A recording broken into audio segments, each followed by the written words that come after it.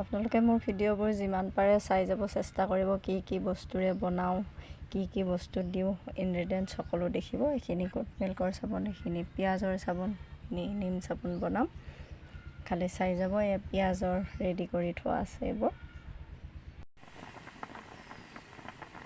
এই নিম চাবোনখিনি কি ধুনীয়া হৈছে দেখিছেনে? এইবাৰ এইখিনি নিম চাবোন মই ঢালিলোঁ। আপোনালোকে যিমান পাৰে মোৰ ভিডিঅ'বোৰ স্কিপ নকৰাকৈ চাই যাব, সকলোবোৰ দেখিব। আজি 3টা কোৱালিটিৰ চাবোন বনাইছোঁ, গোট মিল্ক, নিম আৰু পিঁয়াজৰ। এই পিঁয়াজৰ চাবোনখিনি দেখিছেনে কি ধুনীয়াকৈ গলিছে। এতিয়া এইখিনি মই মূলত ঢালিম।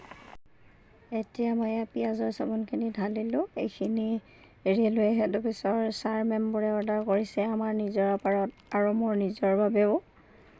আপোনালোকে চাই যাবচোন। এইখিনি 150 গ্ৰামৰ পিঁয়াজৰ চাবোনখিনি চুলিৰ কাৰণে ধুনীয়া হয়।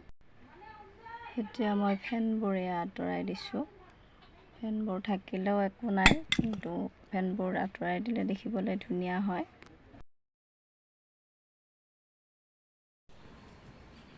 এতিয়া মই চাবোন পেকিং কৰিম। এয়া